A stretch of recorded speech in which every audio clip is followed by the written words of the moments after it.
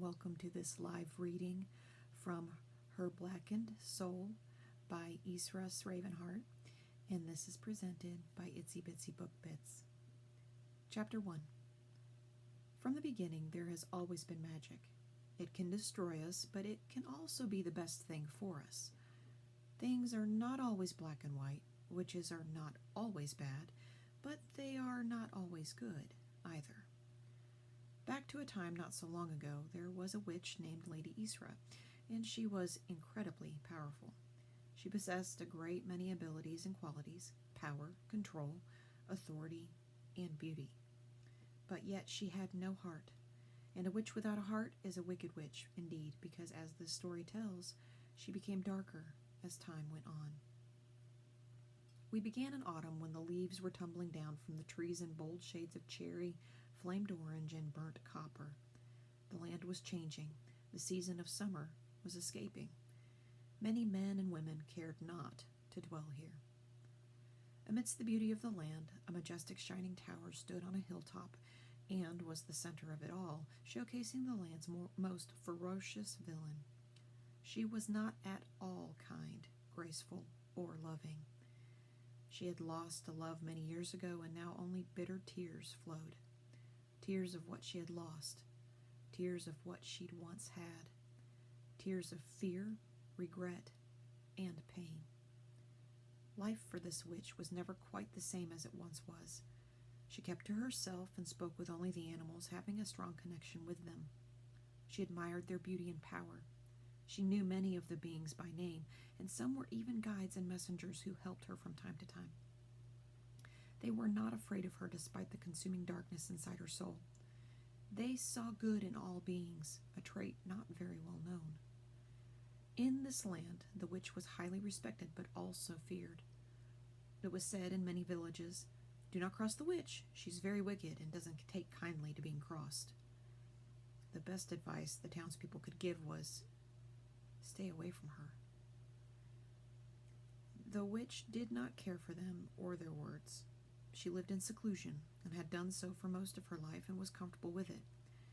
She spent most of her time studying her craft and learning more about the world she lived in, reading up on all the secret and not so secret knowledge of the magical world that not many knew of or even cared about. Sometimes people would come to the witch because they'd heard of the things she could do. She could banish, but she could bind and return selfish and negative behaviors back to those who had originally cast them out as well. She knew every curse and all the hexes. If someone had a problem and wasn't afraid of her, she was the one they could go to for help. A young lady had come to the witch and asked for her assistance for another woman who was attempting to take her husband. The witch prepared a spell, and after doing everything that needed to be done, she sat the young woman down and told her what to do. When they were done, she thought it was the last she would hear from her. A week later, on a dark full moon, the young woman contacted the witch again. She had been sitting at her table sorting herbs and putting them into their correctly labeled jars when a loud knock on the old stiff oak door startled her. She saw it was the young woman, invited her in, and made some tea. "He's going to leave me for her," the young woman cried. The witch, having heard this story much too often, told the young woman to calm down. She grabbed a dagger and asked the young woman to hold out her hand. She did as the witch requested. The witch carefully slashed the dagger across the young woman's hand, making an incision just below the young woman's marriage finger. She let the thick red blood drip into a piece of parchment and then into a cup of water. "Write his name on the parchment and drink the water. This will bind him to you and only you. It has never failed me," said the witch with a soft tone. The young woman wrote her husband's name on the parchment and gave it back to the witch, who folded it in halves a few times, then wrapped string tightly around the parcel. She handed it to the young woman. "Now, place this somewhere hidden, close to where he sleeps. Go. You must do this immediately." And with that, the witch never heard from the young woman again. It was situations like these the witch was best at solving. A little magic went a long way if a person knew how to use it. Magic is not something to be misused, although as time went by it did, but the witch was okay with that. She liked being powerful, dark, and hidden. She liked coming out of her fortress only at night, rejoicing her hatred through the dark, misty skies. She loved opening and closing mystical doors, as well as removing things that were no longer useful. This was the life she led, and her heart no longer bled, for it had been blackened years previously by another's inner needs. But there will be more on that later. Nevertheless, she was seen as somewhat of a dark savior. Autumn came and went, and the snow of winter fell. It was time for another very dark, very black spell. Chapter 2. It was a crisp moonlit night, and snow blanketed the ground. Darkness covered the land surrounding the witch's home, and as it did, the witch grew in power. She never left her dwelling except to get the supplies, and almost always went out in disguise. You see, she wasn't ugly. She wasn't at all what you'd think most witches would look like. She was slim and tall, and had a beautiful bosom that was enhanced by her tight black corset, amplifying the curves of her already tiny waist. Her clear green emerald eyes told stories, and none of them were lies. Her hair was long. It traveled down her back in ringlets of golden and white curls and all around her small frame. Of course, people wouldn't think she was a witch by the look of her, but then many people who laid eyes on her knew straight away. Don't mess with her. Don't get on her bad side. She is strong, evil, and powerful. No man or animal had ever spoken or thought truer words. She was indeed a force to be reckoned with. One cold winter's day, she ventured out in her disguise, a long black cloak and dark glasses that shielded her piercing green eyes.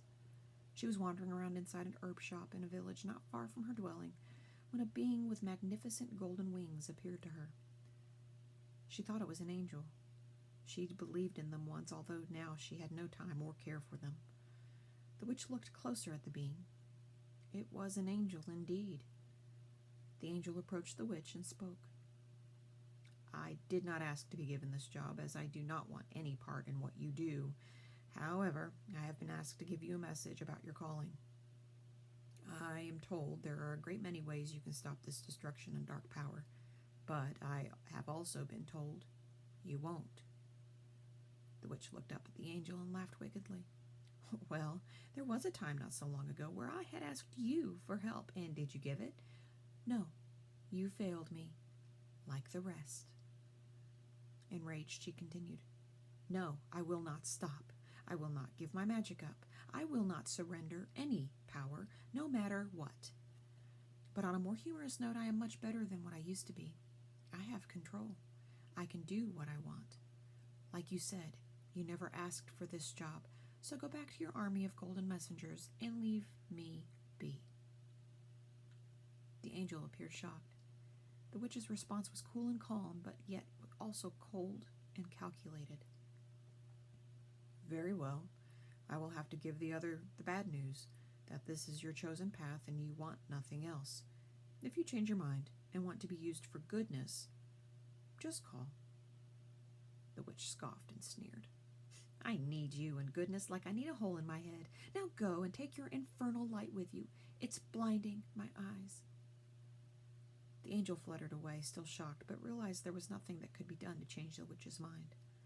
There was a time when the witch believed in angels, just like that appeared before her, and believed in all spiritual things and all things good and light. But, alas, that time had passed. Now it was all darkness, blood, and more darkness. The witch had no complaint over this. She liked things the way they were. She loved the bloodlust and torture, the darkness. She liked it, and that was just the way it was. Nobody was going to change that. She returned back to her dwelling after picking up some herbs and spices from the shop, and set them about on her altar, organizing them in a triangular shape, a powerful symbol with 3 points. This ancient symbol represented protection.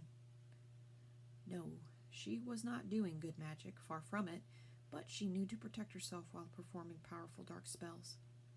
Some energies used in spells and rituals can come back to bite you, so she was using her insurance. During her lifetime, she had cast many spells she knew to be sure to do the right things and incorporate the correct elements to avoid having problems. She was casting a spell to hide herself, to not be known, for no one to know of her existence. A powerful spell, you might say, but she had done it before and knew what to do. The herbs in the triangle were blessed, and then a tall black candle was positioned in the middle. She muttered the words to the spell under her breath and watched the candle flame as it changed from a small orange-yellow flame into a huge rising black flame. This was her sign. It was working. She had done her bit, all would be well, and she would be hidden, with only the animals noticing her. Chapter 3. She had always liked the idea of being invisible, and now she could be that very thing. She had often dreamed of walking the cold stone roads without anyone noticing her presence. And now she could. She strolled along the forest, noticing all the glimmering dewdrops in the heads of blossoming, beautiful and mysterious flowers. As she walked, a leaf fell upon her head, then fluttered to rest on the forest floor. She bent and picked it up. It was an orange and brown leaf with golden edging. She thought it was a rather special leaf, as she had never seen one like it before, and felt it would go nicely on her altar. She stared at the leaf and felt it was a magical doorway just waiting to be opened. Fairies. She had always believed in them, very powerful and mysterious beings who sometimes lived mainly in nature and normally out of sight anywhere humans were present. Isra had always wanted to meet a fairy. She once thought she had caught a glimpse of one, but wasn't sure. It had been a beautiful evening, and the sky clear and the air crisp. The witch was about 10 years old, and she had been playing with a childhood friend when suddenly they both saw pink lights flutter around them, dancing wildly in overblown joy to be around such playful and innocent children. They sparkled around the children with delight, and the witch always remembered how brightly colored the sparks had been, and how beautiful it was to see such a thing. But now she was older, and that childlike innocence had vanished a long time ago. She was older beyond her years. While in her youth she'd captivated the mind and heart of a child, she now thought and acted much like an old crone, even though she wasn't very old. Barely 30 if she cared enough to count her exact age.